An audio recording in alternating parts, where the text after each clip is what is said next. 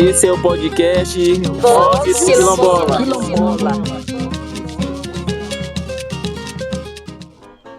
E aí, meu povo, nós estamos iniciando mais um podcast. Eu sou Priscila Rocha, quilombola do Quilombo Os Paulo, no município de Matinha, e estou aqui hoje com a minha parceira Melissa Ferreira, quilombola do Quilombo Bom Jesus, território Sais Maria do Jardim. E o nosso podcast tem como tema a importância da participação quilombola na política partidária. A escolha do tema, tendo em vista que os resultados das eleições, sobretudo as municipais, têm uma influência direta na vida de quem está na base. O nosso tema abordará, além das questões da disseminação das notícias falsas, as chamadas fake news, ou, se preferir, as narrativas falsas. E nós iremos também abordar sobre a questão do fechamento das escolas, que é resultado também das eleições municipais, que depende muito aí do resultado do prefeito ou prefeita eleita. O nosso podcast será dividido em 3 blocos. Para cada bloco, um convidado especial. No primeiro bloco, nós teremos como convidado o senhor Edinaldo Padilha, mais conhecido como Cabeça, do Quilombo Camaputua, município de Cajari. No segundo bloco, teremos o senhor Raimundo Faustino e a Girlane Belfort, ambos do território Sais Maria do Jardim. E para fechar, nós teremos como convidado Douglas Barbosa, quilombola do Quilombo Itaperinha, região Baixo Parnaíba, no município de Tutóia. Vozes Quilombola. Senhor Edinaldo Padilha, seja bem-vindo ao podcast. Sinta-se à vontade para responder as perguntas no seu tempo. Eu agradeço o convite, pela participação nesse podcast e estamos aí para responder as perguntas que for dirigida. Cabeça, você pode falar um pouco da importância da participação quanto quilombola na política partidária? A participação na política partidária ela é muito importante para todos os nós quilombola, a questão do respeito, do crescimento e para que a gente possa alcançar os nossos objetivos, que são as nossas políticas públicas. E a gente fora da política, a gente não fortalece, Então, é importante estar e participar desses espaços políticos. Senhor Cabeça, o senhor falou que já tem aí alguma experiência na política partidária, então são alguns anos também de movimento. Então, quais foram os principais entraves que o senhor tenha sofrido, sobretudo aí na política partidária, que o senhor enfrentou, e que isso reverbera também para outros companheiros de luta? O primeiro entrave é a questão partidária mesmo. É você conseguir adentrar ou se filiar a um partido que vai lhe aceitar ou que vai lhe respeitar como propício a um pré-candidato e também para registrar uma candidatura. Esse é um dos primeiros entraves. Porque sempre tem quem está lá na frente. São empresários, são os latifundiários, que não deixam que a gente chegue naquele espaço. Mesmo você sendo filiado, mas precisa de uma homologação, de uma aprovação para que você seja um candidato, Mas o que acontece? Acontece muito o aproveitamento dos políticos viciados, panhando pessoas inocentes para colocar, como se chama, de tapa-buraco, só um preenchimento, que não é uma pessoa que não tem conhecimento político, não tem detalhamento político, só joga lá, tem um recurso, que é que é destinado a quilombolas, a preto e preto quilombolas, pretas e preta quilombolas, que é um recurso a mais, dentro do financiamento de campanha, e que eles, na verdade, colocam os pretos e preta e quilombolas para pegar esse recurso, mas não repassam realmente para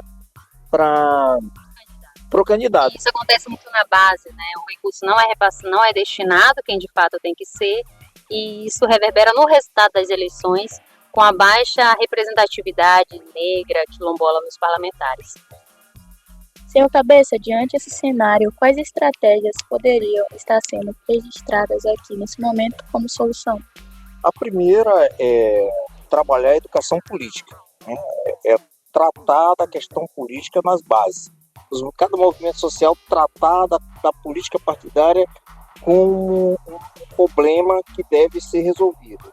A outra é trabalhar a estratégia entre municípios, entre grupos, entre entidades, entre comunidades, como se articular como política e também a filiação, buscar partido, né, que tenha abertura e que abra caminho para que a gente possa discutir essa problemática, né, das questões no partido. E assim, eu fecho dizendo o seguinte: seria muito importante, ou será muito importante, que as mulheres,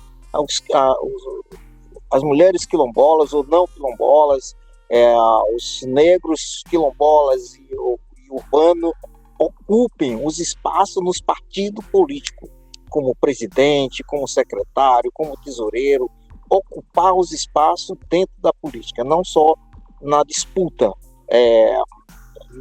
no período eleitoral, mas nos espaços políticos mesmo, dentro dos partidos, né? E que tenhamos mais presença das mulheres e dos negros na direção dos partidos. Isso nos remete também à necessidade de uma fiscalização mais rígida contra esses partidos políticos que não aplicam as cotas, que não entregam para os candidatos como deve ser feita. Senhor Cabeça, muito obrigada pela sua participação. Fique conosco que ainda tem muitos por aí. Vozes Quilombola. No nosso segundo bloco, nós temos agora os convidados o senhor Faustino e a senhora Gislane para trazer um pouquinho da problemática dos fechamentos das escolas dentro do território quilombola. Nós sabemos também que há leis específicas, principalmente a 10.639 de 2003, que fala da obrigatoriedade do ensino da história e cultura afro-brasileira na rede de ensino. Aí eu pergunto para vocês, isso é aplicado no município de Matinha? Sobretudo aqui nas escolas dentro do território?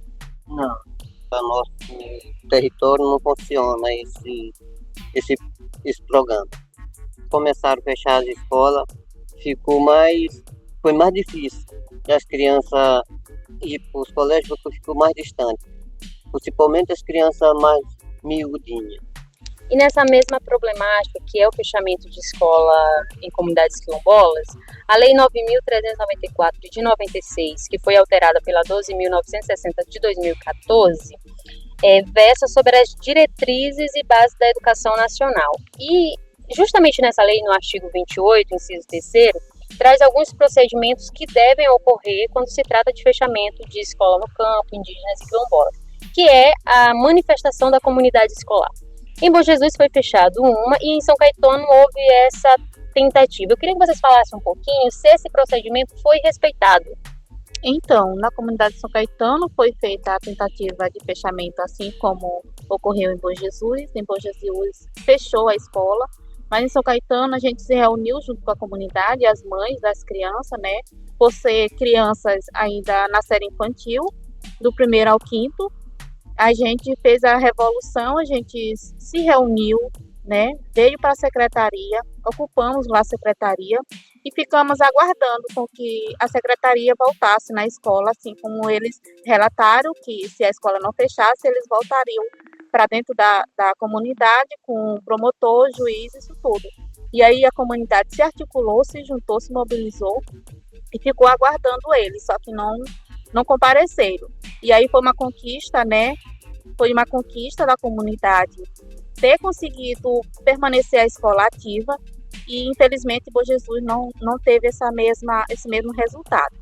Então, como mãe também de alunos que estudavam no Bom Jesus, está sendo um desafio muito grande, porque naquele período a gente não tinha estrada. Hoje a gente tem, mas a gente ainda tem dificuldade com relação aos transportes, porque o transporte tem um certo momento que bagunça, que quebra algumas peças, e aí precisa de uma semana para conseguir arrumar esse transporte. E aí, durante essa semana, ou os alunos não comparecem à escola, ou então os pais têm que se deslocarem para levar e aguardar os alunos a sair, ou então ir voltar para trazer esses alunos de volta.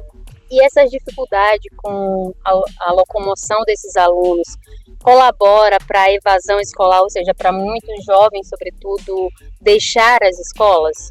Aqui na comunidade não foi uma grande maioria, mas teve alunos que desistiram, né, por conta dessas dificuldades, mas graças a Deus não foi a maioria, né, mas aí a gente destaca a importância do fortalecimento da união, da coletividade dos pais em fazer ações e buscar os resultados positivos, assim como a gente conseguiu deixar a Escola de São Caetano ativada, mesmo sendo do mesmo território. A escola mais velha do território foi desativada, que é a de Bom Jesus, e a segunda escola mais velha do território a gente conseguiu ativar. E hoje está aberta tanto a segunda escola mais velha quanto a mais nova, que é na comunidade Patos, que é entre meio as duas comunidades quilombola, e a comunidade em que não foi feito pedido de fechamento, e a comunidade também que não se identifica quilombola. E aí que é importante deixar um recado importante para as comunidades quilombolas, que é um direito de terem suas escolas funcionando, é um patrimônio da comunidade, e que cada vez mais as comunidades estejam unidas e lutando por esse direito, que é ter uma educação de qualidade, que a educação quilombola seja efetivada dentro dos territórios e resistir mesmo para não fecharem as escolas de dentro do território. Porque uma das principais justificativas é o multisseriado ou a falta de alunos. Então, quem está na base é que sabe das dificuldades e que sabe da importância de ter uma escola dentro do quilombo. Fica aí a dica para todos nós quilombolas. Voz quilombola. Estamos encerrando agora com o nosso último bloco, com o nosso participante Douglas Barbosa, que vai falar um pouco para nós sobre a importância da comunicação nas comunidades quilombolas. Douglas, nós ouvimos aqui anteriormente dois cenários muito importantes e que a comunicação entra diretamente, né? A questão partidária e sobre os fechamentos das escolas dentro de território quilombola. Como é que você vê a aplicabilidade dessa comunicação nos territórios? Pois bem, eu vejo a questão da comunicação nessas comunidades, né, nesses territórios, como uma peça fundamental, né, e essencial para que a gente possa usar nessa luta, né, nessa luta de levar informação, né, o que está acontecendo dentro do nosso território, falar sobre os nossos direitos, né, que estão sendo violados, né. Comentar também o que anda acontecendo nas escolas das nossas comunidades, né, que a gente sabe que enfrenta diversas dificuldades. E puxando para o lado da comunicação, existem ferramentas que são de suma importância a gente passar a usar essas ferramentas, né? Por exemplo, o exemplo da criação de um podcast dentro de uma comunidade, né, de suma importância, né, para que as vozes, né, as lideranças daquelas comunidades, né, possam divulgar o que elas andam enfrentando, né, diversas dificuldades, né, para que elas possam estar compartilhando com outras pessoas, né. E outra coisa que nos preocupa muito, Douglas, é essa disseminação de falsas informações, né, as chamadas fake news ou narrativas falsas. Como você vê como estratégia das próprias comunidades se protegerem dessas fake news? Primeiramente, é necessário garantir um uso de qualidade, né, para essas pessoas que moram nessas comunidades, né. E além de não estar só garantindo a internet, é importante garantir como usar a internet, né. Como a gente deve identificar uma notícia falsa, né. Qual o link que a gente deve acessar, saber se é um link seguro ou não, né? Então é de suma importância, principalmente esses mais jovens, né, estarem sabendo desses pontos que são fundamentais. Os mais jovens e os mais velhos também, né, os mais idosos que não têm muito acesso à comunicação. Acho que é importante ressaltar aqui que o Douglas, gente, ele já trabalhou em diversos projetos e ainda trabalha com projetos comunitários que levam acesso à internet para dentro dos territórios, né? Douglas, fala um pouquinho para a gente dessa importância de projetos como esse, que leva a acessibilidade da internet para as comunidades quilombolas. Como isso, de certa forma, coopera para que as comunidades tenham acesso a uma internet de qualidade e com segurança. A importância do projeto é fortalecer a comunidade, fortalecer os jovens, né, que participam da formação, E não é só levar a internet para dentro das comunidades, né? Tem o intuito também de capacitar os jovens na questão técnica, né, para que eles possam estar lidando com os problemas de internet. E também ensina também como a gente pode estar usando a internet para fortalecer o território. E é isso, esse é o trabalho que a gente faz, esse é o projeto Redes Comunitárias, né?